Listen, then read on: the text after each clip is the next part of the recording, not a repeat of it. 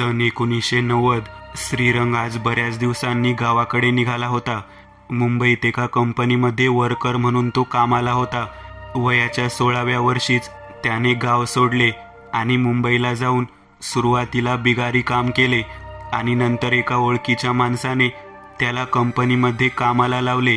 आता श्रीरंगचाही मुंबईला चांगला जम बसला आणि त्यामुळे आज जवळजवळ 4 वर्ष त्याने गावचे तोंड बघितले नव्हते. गावाकडे त्याचे आई वडील दोघच होते. एक मोठी बहीण होती, तिचेही अगोदरच लग्न झाले होते. त्यामुळे आता सगळ्यांची भेट घेऊन येण्याचे ठरवून तो गावाकडं निघाला होता. तसे त्याचे आई वडिलांसोबत पत्रव्यवहारात बोलणं होत असे. एकमेकांची खुशाली ते पत्राद्वारे एकमेकांना कळवत असत. पण यावेळेस आईने खूपच हट्ट केला की श्रीरंग, मला तुला एकदा बघायचे आहे, एकदा येऊन भेटून जा.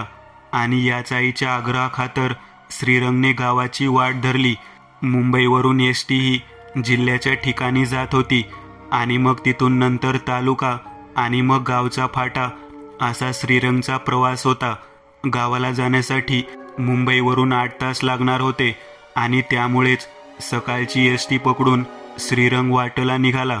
सकाळी 8ची एसटी दुपारी 2पर्यंत जिल्ह्याच्या ठिकाणी आणि मग तिथून तालुक्याची एखादी एसटी आणि तिथून पुढे एखादे खाजगी गाडी किंवा वडापने गाव असा प्रवास होता. श्रीरंग सकाळच्या एसटीत बसून निघाला.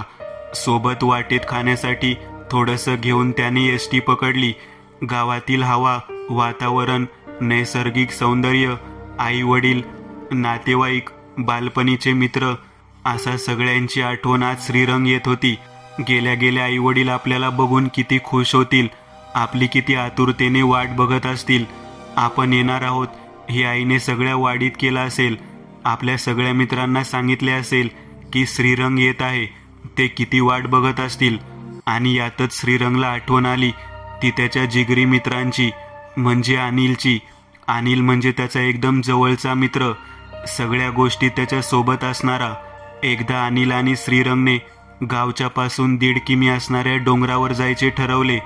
जाऊन मस्तपैकी सीताफळ, करवंद, बोरं, चिंचा खायचा त्यांचा एक प्रकारे प्लॅन तयार झाला.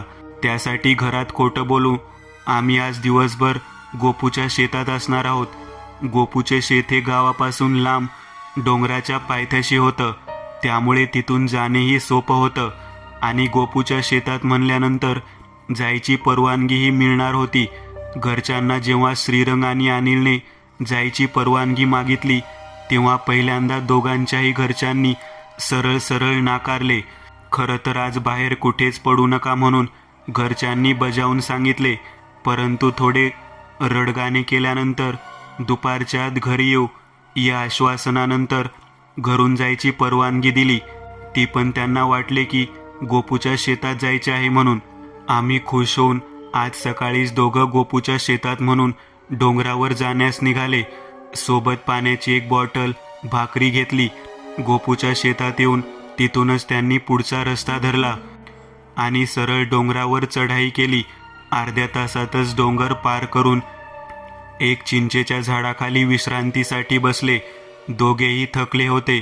थोडे पाणी पिऊन त्यांनी पुढचा कार्यक्रम ठरवला. अगोदर सीताफळ तोडून गोळा करायचे, नंतर बोरं आणि करवंद आणि मग त्या कडीच्या चिंचेकडे जायचे असे ठरवले. सीताफळ, बोरं, करवंद गोळा करता करता त्यांचा आस्वादही दोघांनी घेतला. एका थैलीत जमा करून दोघांनी चिंचेकडे जायचे ठरवले आणि ते निघाले. चिंचा जरा लांबच होती, म्हणजे डोंगराच्या आतल्या बाजूला जिथे दरी होती आणि त्या खोलीमध्ये एक चिंच होती. गावातल्या लोकांकडून ऐकले होते की ती चिंच खूपच गोड आहे आणि 12ही महिने ती चिंचांनी भरलेली असते आणि म्हणूनच त्यांनी तिथं जायचं ठरवलं होतं. यातच सूर्य कधी डोक्यावर आला काही कळलंच नाही. म्हणजे दुपारचे 1:30 तरी वाजले असतील. दोघेही आता दरी हळूहळू उतरत होते आणि तेवढ्यातच श्रीरंग पाय घसरून सरळ खाली घरंगळत गेला आणि एका दगडाला जाऊन आदळला. हे पाहून अनिल कसे तरी सावरत गतीने श्रीरंग जवळ पोहोचला. त्याने श्रीरंगला उचलून घेतले. भरपूर जागेवर खरचटले होते. कोपराही फुटला होता. नशिबाने डोक्याला काही मार लागला नव्हता. अनिलने त्याला सावरले. चिंच आता काही जास्त दूर नव्हती. हळूहळू करत दोघेही तिथं आले आणि बघून खूपच खुश झाले. झाडाला खूपच चिंचा होत्या, इतक्या की पाला कमी आणि चिंचा जास्त वाटत होत्या. दोघांच्याही चेहऱ्यावर हसू उमटले. आता थोडं खाऊन घेऊन आणि मग वर चढून चिंचा काढू असे दोघांनी ठरवले. सोबत आणलेली भाकरी तिथं झाडाखाली दोघं खात बसले.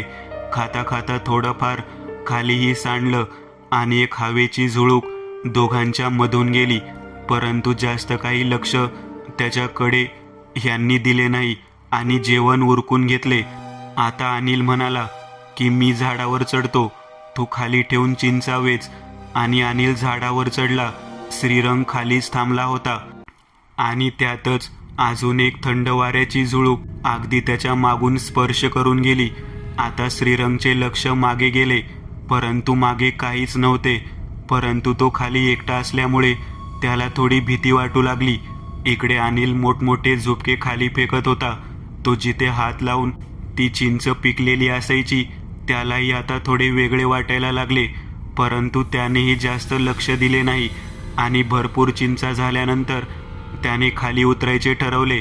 हळूहळू करून तो खाली उतरला आणि दुपारचे 3 वाजले होते. दोघांनीही चिंचा थैलीत भरल्या आणि जसे परत जाण्यासाठी निघाले तसं मागून एक जोराची वाऱ्याची झुळूक आली आणि त्यासोबत एक आवाज आला, भूक. दोघांचे लक्ष मागे गेले, पण मागे कोणीच नव्हते. मग हा आवाज काय होता? का हा भास आपल्याला झाला असेल? जाऊ दे म्हणून दोघंही निघाली आणि पुढं पाऊल टाकू लागले. आणि तेवढ्यात एक दगड त्यांच्या दिशेने आला आणि श्रीरंगच्या पाठीत बसला.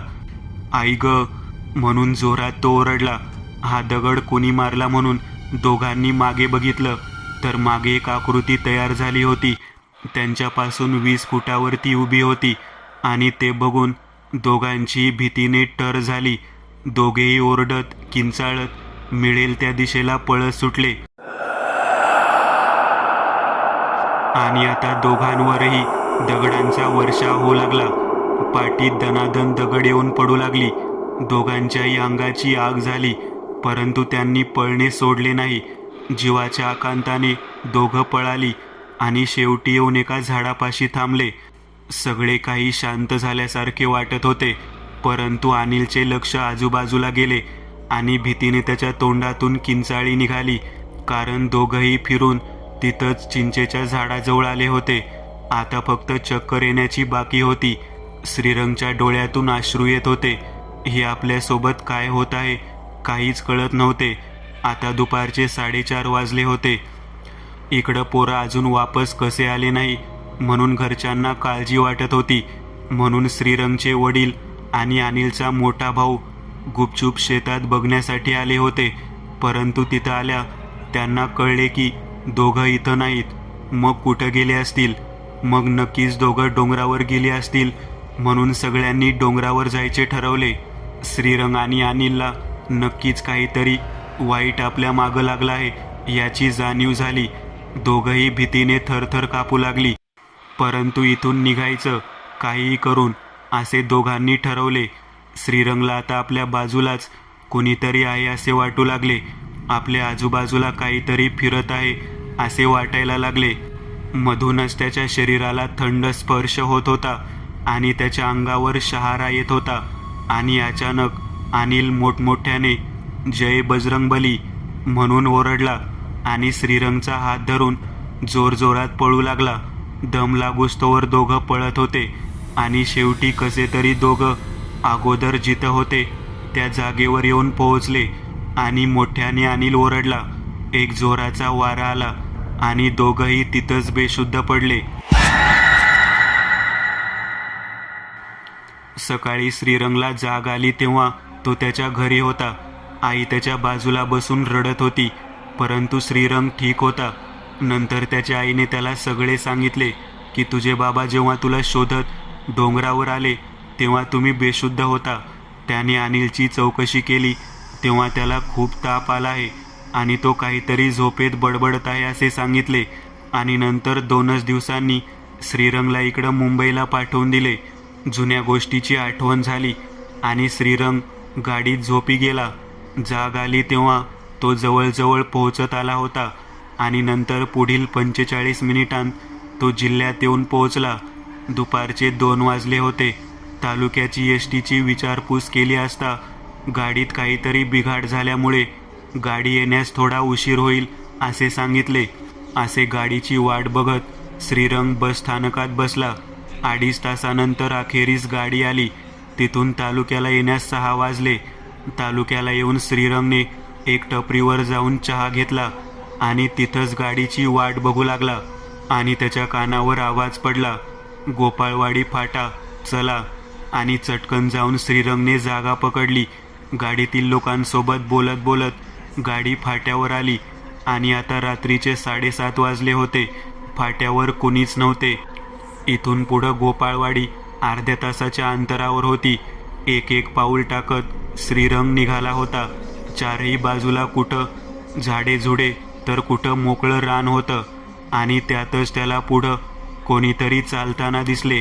पळत पळत जाऊन श्रीरंगने त्या व्यक्तीला गाठले आणि त्याला बघून एकदम अचंबित आणि खुश झाला, कारण तो अनिल होता. अनिलला बघताच श्रीरंगने कडकडून मिठी मारली. अरे अनिल, किती दिवसांनी भेटतोय, तुला माहीत होतं ना मी येणार आहे म्हणून. श्रीरंग म्हणाला, तुला बघून खरंच आनंद झाला रे.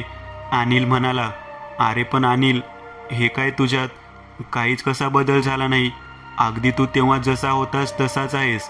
हो रे, सुनीलने थोडे नाखुशीने उत्तर दिले. मग काय करतोस सध्या?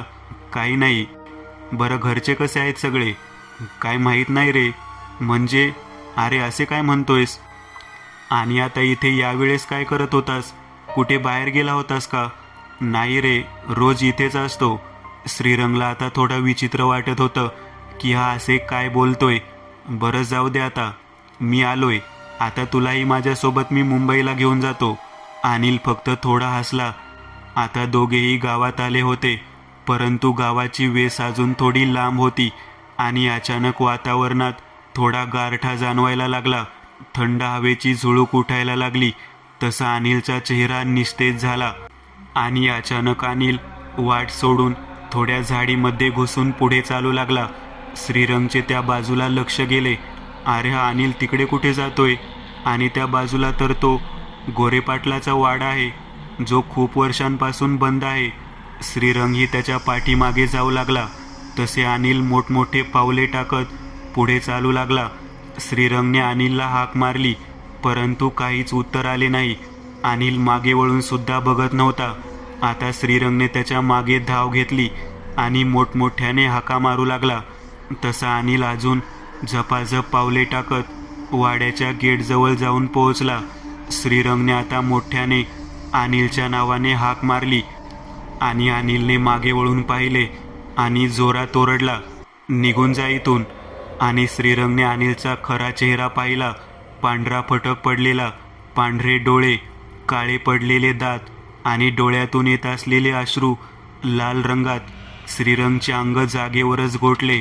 शरीराची काहीच हालचाल होत नव्हती. हे काय आहे? आपला मित्र अनिल आहे का अजून कोणी? काहीच कळत नव्हते. त्याने जोरात काय उचलले आणि गावच्या बाजूने पळत सुटला. आणि त्याच वेळेला इकडे वाड्यात एक हास्य उमटले. एक भयानक विचित्र आवाज. आज 2 दिवस झाले श्रीरंग बेशुद्ध होता. काय झालं आहे अजूनही त्याच्या आईवडिलांना कळत नव्हतं. त्याची आई तर सारखी त्याच्या बाजूला बसून होती. तिच्या डोळ्यांतून सतत अश्रूंच्या धारा वाहत होत्या. त्या दिवशी श्रीरंग जो तिथून धावत आला आणि गावाच्या वेशीत त्याने प्रवेश केला आणि जागेवरच बेशुद्ध झाला. गावातील सदाकाकांनी नशिबाने बघितला नाही. गावातील सदाकाकांनी नशिबाने बघितला, नाहीतर त्यावेळेला चुकूनही कुणी गावच्या वेशीजवळ जात नाही. सुरुवातीला त्यांना श्रीरंग ओळखू आला नाही, परंतु त्याच्या आईने सगळ्या गावात केलं होतं की माझा श्रीरंग येत आहे आणि म्हणूनच त्यांनी अंदाज लावून त्याला त्याच्या घरी आणला. आज 2 दिवस झाले डॉक्टर रोज घरी येत आहे, परंतु श्रीरंग कधी शुद्धीवर येतो आणि फक्त वाडा आणि अनिल तेवढं बोलून परत बेशुद्ध होतो. डॉक्टरांनाही हा नेमका काय प्रकार आहे काहीच कळत नाहीये. परंतु श्रीरंगने जेव्हा वाडा आणि अनिल हे शब्द उच्चारले तेव्हाच सगळ्यांच्या लक्षात आले की हा काय प्रकार आहे ते. आणि म्हणूनच त्याच्या घरच्या लोकांनी गावात असलेल्या जगदंबा मातेच्या मंदिरातील पुजाऱ्यांना हा सगळा प्रकार सांगितला. श्रीरंगला काय झाले आहे हे लगेच त्यांच्या लक्षात आले. त्यांनी जाऊन एकदा श्रीरंगची भेट घेतली. तो शुद्धीत नसल्यामुळे त्यांना जास्त काही करता आले नाही. सोबत आणलेला देवीचा अंगारा त्यांनी त्याच्या कपाळी लावला आणि एक पुडी त्याच्या उशाखाली ठेवली. थोडा वेळ बसून आजची रात्र फक्त थोडं जपून राहा. आज अमावस्या आहे आणि त्यामुळेच आज काही होऊ शकतं. श्रीरंगवर लक्ष ठेवा. आज कदाचित तो हालचाल करेल, बाहेर जायचा प्रयत्न करेल, परंतु त्याला बाहेर जाऊ देऊ नका. कपाळावरील अंगारा पुसू देऊ नका. आज शक्यतो काहीतरी होण्याचे मला संकेत दिसत आहेत. काळजी घ्या. ह्या अशा सूचना देऊन पुजारी बाहेर पडले. आता श्रीरंगच्या घराचे वातावरण तणावपूर्ण झाले आणि यातच अचानक श्रीरंगला दुपारची जाग आली. आणि नवल काय, श्रीरंग एक ठीकठाक असल्यासारखा बोलत होता. त्याची आईला जेव्हा त्याने आई म्हणून हाक मारली तेव्हा तर त्याची आई अक्षरशः रडायला लागली. वडिलांनी तर गळ्याला मिठी मारली. दोघेही खूपच खुश झाले. अगोदर त्याच्या आईने त्याच्यावर मीठ आणि भाकर वाळून घराच्या पाठीमागे टाकली आणि नंतर श्रीरंग आंघोळीला गेला. एकदम थंड पाण्याने त्याने आंघोळ केली. ताजतवानं होऊन तो जेवण्यास बसला. परंतु एक दुर्दैवी गोष्ट घडली, ती म्हणजे त्याच्या कपाळावरील अंगारा पुसला गेला. परंतु ही गोष्ट कुणाच्याच लक्षात आली नाही. जेवण वगैरे करून तो परत आराम करण्यास गेला. इकडे त्याची आई शेजारी पाजारी यांना सांगू लागली की श्रीरंग आता ठीक झाला आहे, आता जेवण करून आराम करत आहे, थोड्या वेळाने येईल बाहेर घराच्या, मग देवीच्या पाया पडून आणते त्याला. पण नशिबात काहीतरी वेगळंच होतं वाटतं. संध्याकाळचे 6 वाजले आणि श्रीरंगला जाग आली. त्याचे डोळे एकदम लालबुंद झाले होते. नाकातून आणि तोंडातून गरम हवा निघत होती. अंगही पूर्णपणे गरम झाले होते. तसाच उठून तो बाहेर आला. आईला हाक मारली. आई ही गडबडीने धावत आली. परंतु त्याचे डोळे बघून एक क्षण ती घाबरली. परंतु जास्त झोपेमुळे आणि थकव्यामुळे लाल झाले असतील म्हणून तिने जास्त विचार केला नाही. संध्याकाळचा चहा वगैरे पिऊन श्रीरंग घराबाहेर पडला. तो सरळ घराच्या मागं गेला. त्या बाजूला सध्या कोणीच नव्हतं. आणि हे काय, त्याने दुपारी उतरून टाकलेली भाकर उचलून तोंडात टाकली. चेहऱ्यावर एक उग्र हसू आणून ती भाकर तो चावून खाऊ लागला. आणि अचानक तिथंच ग्लानी येऊन पडला. इकडं त्याच्या घरच्यांना वाटले की तो बाहेर कुठे मित्रांकडे गेला असेल म्हणून ते निश्चिंत होते. आता रात्रीचे 7:30 वाजले आणि श्रीरंगला जाग आली. उठून तो तसाच घराच्या मागच्या बाजूने सैरावैरात धावत सुटला. मोठमोठ्याने हसत सुटला, उड्या मारू लागला आणि अचानक खी खी करून जोरात हसला आणि एकदम शांत झाला. 5 मिनिट एकच जागेवर थांबून घराच्या वाटेला लागला. परंतु तो एकदम यंत्रवत चालत होता, म्हणजे असे की कोणीतरी त्याच्या सगळ्या सैन्यावरती ताबा मिळवला आहे. घरी पोचला आणि त्याने सरळ आईला हाक मारली आणि जेवायला बसला. भरभर ताटातील अन्न तो संपवत होता. एखाद्या जनावरासारखा तो खात होता. सगळे अन्न असे आजूबाजूला उडत होते. त्याची आई तर घाबरून एका कोपऱ्यात बसली. वडील तर सकाळपासून आता घरी आले होते आणि हा प्रकार बघून जागीच गोठल्यासारखे झाले. भरभर जेवण संपवून तसाच उठला आणि त्याच्या खोलीत जाऊन पडला. त्याच्या आईवडिलांनी हा प्रकार बघून त्याच्या खोलीचे दार बाहेरून लावून घेतले आणि स्वतःही जाऊन खोलीत झोपले. रात्री 1:30च्या सुमारास अचानक त्याच्या खोलीचे दार आपोआप जोरजोरात वाजायला लागले आणि त्याची कडी तुटून पडली. रागाने त्याचा चेहरा लालबुंद झाला होता. डोळ्यातून तर रक्त उतरत होते. तोंडातून लाळ खाली गळत होती. जोरजोरात त्याने जमिनीवर लाथा मारल्या आणि घराबाहेर पडला. त्याच्या आईवडिलांना एवढे होऊनही जाग आली नव्हती आणि आली असती तरी हा प्रकार बघून ते जागीच बेशुद्ध झाले असते. श्रीरंग आता घराच्या पाठीमागे गेला आणि अचानक खाली पडून लोळू लागला. खी खी करून हसू लागला. मोकळ्या माळरानात जोरजोरात उड्या मारत धावू लागला. आभाळाकडे बघून जोरजोरात किंचाळू लागला आणि तिथून वेगाने पळत सुटला. ते गावच्या वेशीच्या दिशेने पळत पळत वेशीच्या बाहेर आला आणि अचानक त्याला अनिल दिसला. त्याचीच वाट बघत असल्यासारखा दोघे एकमेकांना बघून क्रूर हसले. आता ते पुढं चालू लागले. म्हणजे हे दोघं त्या वाड्याच्या दिशेने चालत जात होते.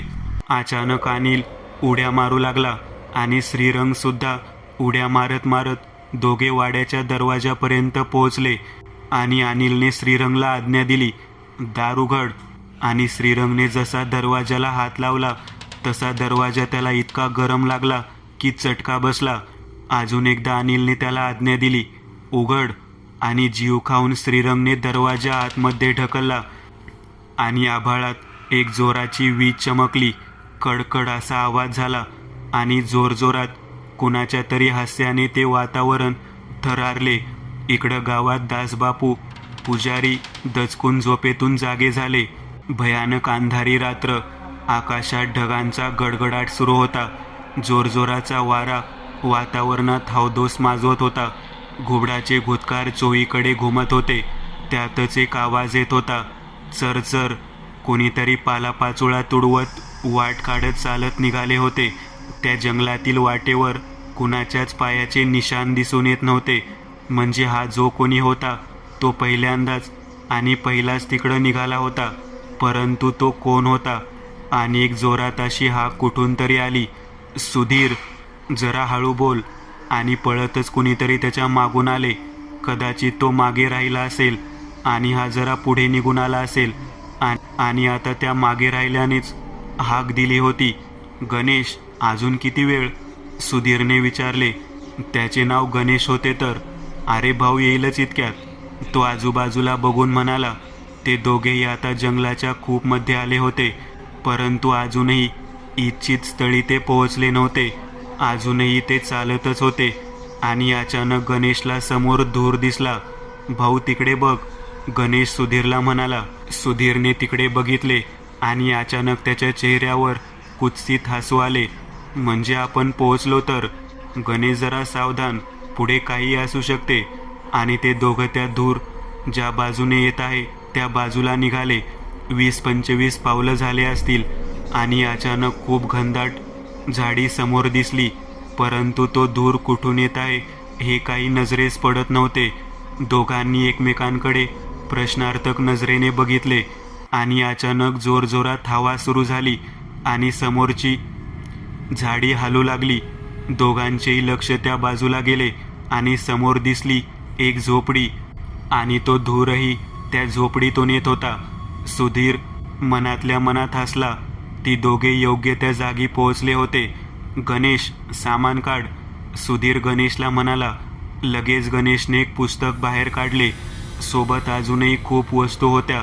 त्यात एक धूप अगरबत्ती, लाल कुंकू, अंगारा, एक मशाल, रुद्राक्ष माळ, एका बाटलीत पाणी होते आणि एक काचेची छडी जिच्या एका टोकावर एक निळ्या काचेचा एक हिऱ्यासारखा एक मणी होता आणि शेवटी एक बाटली जिला काही दोरे गुंडाळून ठेवले होते. गणेशने सगळे सामान बाहेर काढून ठेवले. मशाल पेटव, सुधीर गणेशला म्हणाला. मशाल आणि ती छडी माझ्याकडे दे. ते अभिमंत्रित जल आणि कुंकू तुझ्याकडे ठेव. चल माझ्या मागे. दोघे आता त्या झोपडीकडे हळूहळू चालू लागले. आता ते झोपडीच्या दरवाजात उभे होते. आतमध्ये नक्कीच काहीतरी चालू होते. झोपडीत अंधार होता, परंतु एक कोपऱ्यात विशिष्ट हालचाल त्यांना दिसून येत होती. कदाचित आज जे काही होतं त्याला यांच्या आल्याची भनक लागली असावी आणि तेही तयार झाले असावे. आता झोपडीतील हालचाल दिसेनाशी झाली. म्हणजे ते आता सावध होऊन कुठल्या तरी अंधाऱ्या कोपऱ्यात लपून बसले होते. गणेश, पुस्तक बाहेर काढ आणि पान क्रमांक 20 वरच्या ओळी वाच. ठीक आहे. गणेशने पुस्तक बाहेर काढले आणि त्यातल्या ओळी म्हणू लागला. तसा झोपडीमधून एकच चित्कार सुरू झाला. मोठमोठ्याने किंचाळ्या येऊ लागल्या. जोरजोरात काहीतरी जनावरासारखे ओरडत होते आणि अखेर झोपडीचा दरवाजा तुटून बाजूला पडला आणि सुधीरने आत प्रवेश केला. मशालीचा उजेड जसा आतमध्ये पडला तसे त्या कोपऱ्यात उभे असलेले जोरात उडी मारून अंधाऱ्या कोपऱ्यात पळाले. गणेश, पाणी त्याच्या अंगावर टाक. आणि गणेशने ते अभिमंत्रित जल त्या कोपऱ्यात टाकले आणि त्या कोपऱ्यात जाळाच्या ठिणग्या उडाल्या आणि ते जे काही होतं ते उजेडात आले. काळाकुट्ट चेहरा, हातपाय एकदम एखाद्या काडीसारखे, अंगात एक लंगोटी, जागोजागी जखमा, लाल पडलेले डोळे आणि त्या डोळ्यातून पडत असलेले अश्रू. मला सोडा, मला जाऊ द्या. एक खर असा घोगरा आवाज त्याने काढला. नाही, तुला मागच्या वेळेस सोडला तेच चुकले आमचे. सुधीर, गणेश, गणेश कुंकू टाक. नाही, नको, जाऊ द्या मला, मी निघून जातो इथून.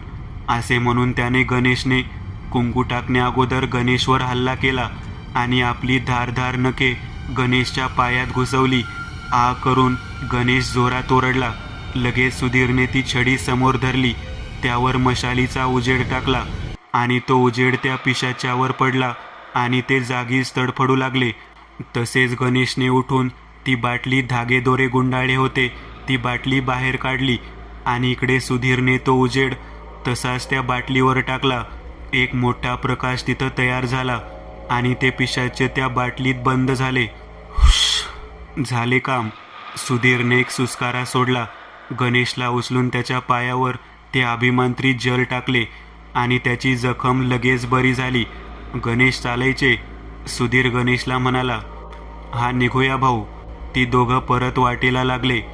परंतु भाऊ, हे पिशाचे इथे कसे आले? ऐकायचे आहे तुला? हो भाऊ. अरे काय झाले तर, हे पिशाचे वडगाव येथे कुटुंब राहत आहे. त्याची एक मुलगी आहे 13 वर्षाची. एकदा ती नदीकाठी तिच्या आईबरोबर धुणे धुण्यासाठी गेली. आई आपले काम करत होती आणि ही खेळत होती. खेळत खेळत ही थोडी लांब गेली आणि तिथे एक उतारा कुणीतरी उतरवून टाकला होता. त्यात एक लिंबू होते. ह्या मुलीला काय माहीत, तिने त्यातले लिंबू खेळायला म्हणून घेतले आणि जसे तिने ते लिंबू उचलले, तिथून खेळत खेळत थोडी आईजवळ आली आणि आई म्हणून तिथंच बेशुद्ध पडली.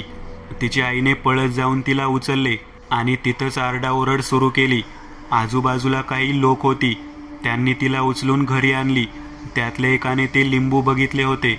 मग त्याने हा प्रकार त्याच्या घरच्यांना सांगितला. त्यांनी ताबडतोब काहीही न करता त्यांच्या गावातील पुजाऱ्याला बोलावून सगळे सांगितले आणि तिला झपाटलेल्या पिशाच्याला बाहेर काढले आणि एका नारळात बांधून ठेवले आणि एका जंगलाच्या मध्यभागी फेकायला सांगितले. परंतु काही लोकांनी ते आतमध्ये घाबरून फेकत तसेच एका रस्त्यावर फेकले आणि कोणत्या तरी गाडीच्या चाकाने एक दगड उडून त्या नारळावर पडला आणि ते नारळ फुटले आणि ती मुक्त झाली. तेव्हापासून ते पुढच्या शिकारीची वाट बघत होते. परंतु आपल्याला त्याचा वेळीच शोध लागला आणि त्याला बंदिस्त करून ठेवले. असे होते तर सुधीर आणि गणेश. सुधीर एक भूततज्ञ होता, म्हणजे तो तरी स्वतःला असे म्हणून घ्यायचा. त्याला स्वतःच्या शक्तीची पूर्णपणे जाण नव्हती, परंतु काही प्रमाणात त्या कशा वापरायच्या हे त्याला माहीत होतं. त्याचे आजोबा एक खूप मोठे तांत्रिक होते, परंतु ते फक्त लोकांचे प्रश्न सोडवण्यासाठी. लोकांना काही भूतबाधा झाली असेल तर ते सोडवायचे असे सुधीरला वाटायचे. परंतु ते त्याहीपेक्षा खूप मोठे होते. त्यांची खरी ओळख कुणालाच माहीत नव्हती. सुधीरच्या वडिलांना त्यांचे काम काही जास्त आवडत नसे. ते कायम त्या गोष्टीपासून जरा लांबच राहत आणि म्हणूनच त्यांनी लग्न होऊन सुधीर झाला की स्वतः स्वतंत्र राहण्याचा निश्चय घेतला. ते शहरात निघून गेले. सुधीर तेव्हा 5 वर्षाचा होता, परंतु सुधीरला तेवढं लहान असतानाही आजोबांच्या कामात काहीतरी रस वाटायचा. म्हणूनच त्यांनी मोठे झाल्यास गावातील आजोबांच्या घराला भेट दिली आणि सगळ्या गोष्टी स्वीकारल्या. त्याच्या आजोबांनी काही पुस्तक लिहून ठेवली होती. त्यातली विद्या सुधीरने घेतली आणि पुढे तो कामास लागला. ती छडी सुधीरला माहीत नव्हती, परंतु तिचे खूप जास्त महत्त्व होते. एखाद्या अशा ताकदीसोबत त्याची लढाई होईल आणि त्यावेळी या छडीची सगळी शक्ती लावावी लागेल. परंतु अजूनही सुधीर तशा ताकदीला सामोरे गेला नव्हता. गोपाळवाडी. सकाळचे 5:30 वाजले असतील. माधू सकाळी शेतात निघाला होता. काही दिवसांपासून शेतात डुकराने शेताच्या एका बाजूला सगळे पीक नष्ट करून टाकलं होतं आणि त्याचसाठी त्यानं सकाळी सकाळी जाऊन त्यांचा बंदोबस्त करायचं ठरवलं होतं. त्यामुळे आज सकाळी सकाळी तो शेताकडे निघाला होता. त्याचं घर गावच्या एकदम खालच्या टोकाला होतं आणि शेत गावच्या वरच्या टोकाला, वेशीच्या एकदम जवळ. झपझप पावले टाकत आपल्याच विचारात तो निघाला होता. गावच्या मध्यावर पोहोचून टपरी उघडी आहे का ते बघितलं, एखादी बिडी काडी घेता येईल म्हणून. परंतु एवढ्या सकाळी कुणीच जागे नव्हते. थोडं पुढे काकासोबत गोरे पाटलांचा वाडा होता. सकाळच्या साखर झोपेत महादूने एक वार तिकडं नजर टाकली आणि समोर बघून वेगाने निघाला. अजून त्यांचे शेत जरासे दूर होते. झपझप पावले टाकत तो शेताच्या थोडा जवळ आला. शेताचा रस्ता वेशीच्या समांतर होता.